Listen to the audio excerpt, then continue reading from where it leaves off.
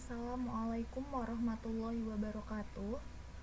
Nama saya Zulfania Salsabila, NIM 18104100062 dari kelas PIAUD B semester 6 IAIN Kudus. Nah, kali ini saya akan mempresentasikan mengenai tugas UTS evaluasi setting kelas indoor TPA Abetasa Karaan Getas Rabi Gebok Kudus. Langsung saja kita masuk materi yang pertama, yakni prinsip umum penataan ruangan TPA Abetasa. Jadi penataan ruang belajar yang menarik merupakan salah satu proses terpenting dalam PAUD. Penataan ruangan belajar adalah suatu proses mengelola dan mengorganisasikan seluruh aspek yang berada di ruangan kelas untuk mendukung stimulasi pertumbuhan dan perkembangan anak. Jadi ruang belajar merupakan area penting bagi perkembangan intelektual anak. Nah, ruang belajar yang menarik dapat memberikan semangat bagi anak untuk mulai belajar dan betah dalam proses pembelajaran. Prinsip umum poin pertama adalah arah ruangan. Secara umum, arah ruangan sebuah kelas di TK sedikitnya akan mempengaruhi kondisi dan performance kelas tersebut. Ruangan kelas yang tampil menghadap ke arah datangnya cahaya dan udara akan lebih nyaman dan terasa tenang dengan cahaya yang masuk ke dalam ruangan tersebut. Pada TPA Abetasa sendiri, arah ruangan sudah sesuai dengan prinsip umum penataan ruang. Sekolah dan ruang kelas juga menghadap ke arah datangnya cahaya sehingga kondisi ruangan cukup terang. Ini adalah gambar ruang kelas di TPA Abetasa. Gambar yang pertama sebelah kiri ini memiliki jendela dan pintu yang menghadap ke arah datangnya cahaya dan udara sehingga ruangan ini sudah cukup terang untuk kegiatan belajar anak. Dan juga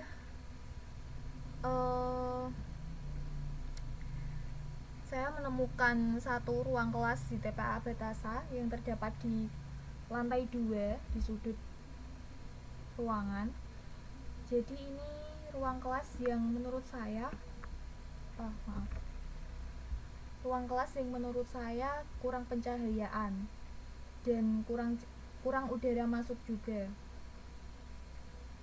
Mungkin ini faktor karena lahan yang kurang luas, jadi ada kelas yang harus diletakkan di sudut lantai 2 dan terkadang ini diisi oleh kurang lebih 10 anak. Selanjutnya, poin kedua adalah ukuran ruangan. Banyak lembaga penyelenggara pendidikan prasekolah menggunakan ukuran 105 cm persegi per anak dianggap cukup untuk anak usia 2-3 tahun atau usia playgroup. Lalu ini adalah gambar ruang kelas di TPA Abetasa. Yang gambar pertama kira-kira ukurannya 120 cm atau luasnya 24 meter atau 4 kali 6 meter. Biasanya diisi untuk 20 anak. Jadi di gambar pertama terdapat loker, juga terdapat rak-rak buku, dan ini cukup luas untuk 20 anak. Nah, seperti yang sudah saya jelaskan tadi, terdapat salah satu ruang kelas yang cukup terbilang kecil, yakni luasnya 12 meter atau 2 kali 6 meter, dan biasanya diisi oleh 10 anak. Poin ketiga adalah lantai. Pada umumnya, anak-anak cenderung lebih rentan mengalami kecelakaan. Anak sering bermain tanpa memperhatikan lingkungan serta bahaya yang mungkin timbul dari sekitarnya. Kalau di TPA Abetasa, untuk mengurangi resiko kecelakaan pada anak, pihak sekolah menyediakan karpet yang bisa dibongkar pasang. Nah, penggunaan karpet bisa disesuaikan sesuai kebutuhan, misalnya saat kegiatan pembelajaran anak. Seperti di gambar seperti ini, anak sedang melakukan kegiatan pembelajaran dan dipasangi oleh karpet untuk meminimalisir terjadinya kecelakaan. Poin yang keempat, atap dan langit-langit. Ketinggian atap yang dianjurkan adalah 3 meter sampai 3,3 meter. Tinggi langit-langit dengan ukuran 2,1 meter terlalu rendah, kecuali jika ruangan tersebut hanya digunakan untuk anak-anak. Jadi ukuran 3 meter sampai 3,3 meter itu ukuran ideal yang dianjurkan, tidak terlalu tinggi dan tidak terlalu rendah. Nah, di TPA Betasa sendiri rata-rata memiliki ketinggian 3 meter persegi sehingga dapat mengontrol bunyi atau keributan dari kelas lain ataupun suara dari luar karena sudah sesuai dengan ukuran ketinggian yang dianjurkan.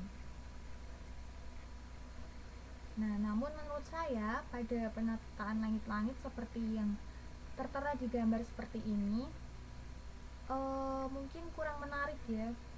Mungkin guru bisa menambahkan hiasan seperti gantungan-gantungan atau gambar-gambar pada atap langit, dan juga seperti yang terlihat di gambar sebelah kiri, atap-atap di TPA Betasa ini sudah mulai ada yang bolong. Jadi mungkin bisa diperbaiki untuk kenyamanan anak.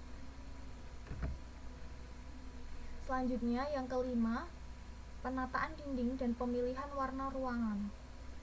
Penataan dinding di TPA Betasa menggunakan dinding permanen untuk pembatasnya sehingga mampu meredam suara di dalam ruangan dan memberi sensori akustik. Nah, di setiap ruang kelas juga memiliki warna dinding yang cerah seperti hijau, orange, merah seperti tadi ya. Nah, namun warna dinding di TPA Betasa ini sudah mulai memudar. Juga banyak coret-coretan anak-anak sehingga dinding ini terlihat kotor. Lalu hiasan-hiasan seperti mading yang ada di gambar dan juga tempelan-tempelan ini sudah mulai berdebu. Jadi mungkin guru lebih bisa menambahkan beberapa hiasan dinding untuk memperindah ruangan dan juga mengganti hiasan dinding tersebut minimal setiap bulan sekali lah.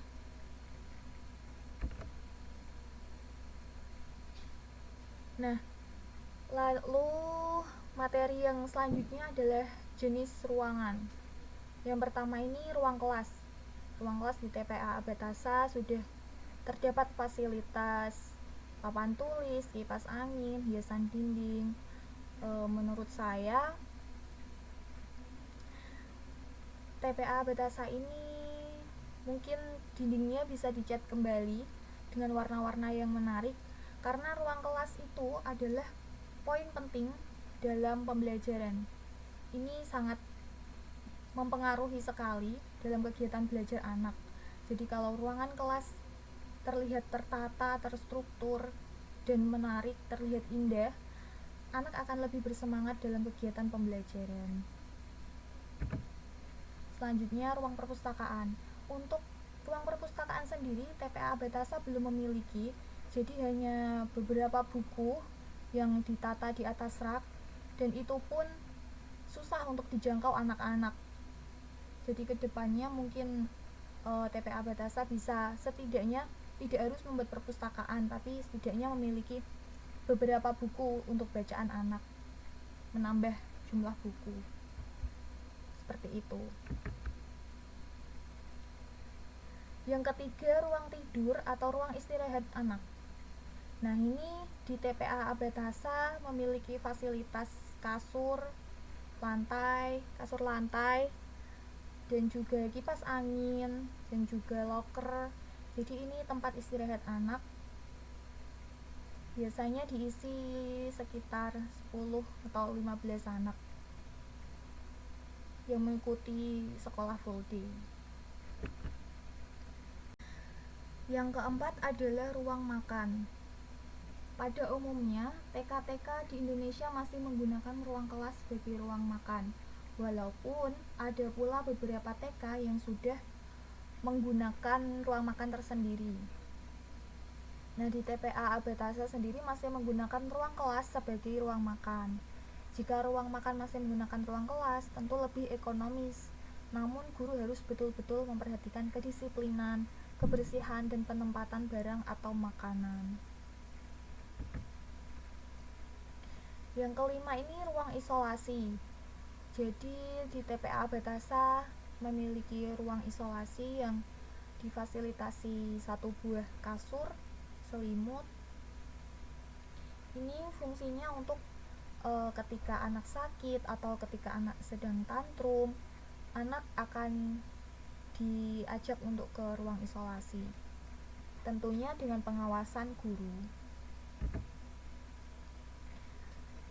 Yang keenam adalah gudang.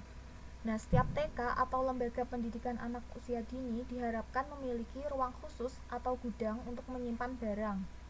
Gudang ini dibutuhkan untuk menyimpan beberapa barang yang harus tersimpan dalam ruangan yang tertutup dan aman, seperti bahan-bahan pembersih, obat, dan lain sebagainya. Gudang juga harus ditata dengan rapi supaya mempermudah menemukan benda-benda yang dibutuhkan. Kesimpulannya, sesuai prinsip umum penataan ruang, menurut saya TPA Batasa belum memenuhi kriteria tersebut.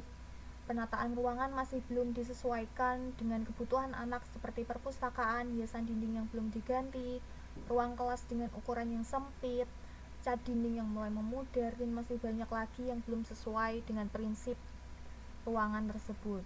Begitu pula dengan pengelolaan lingkungan sekolah akan lebih baik jika pihak lembaga sekolah lebih fokus pada kebutuhan peserta didik supaya dapat menghasilkan anak-anak yang cerdas dan terampil di masa mendatang. Jadi sekian dari saya, kurang lebihnya mohon maaf. Billahi taufik wal hidayah. Wassalamualaikum warahmatullahi wabarakatuh.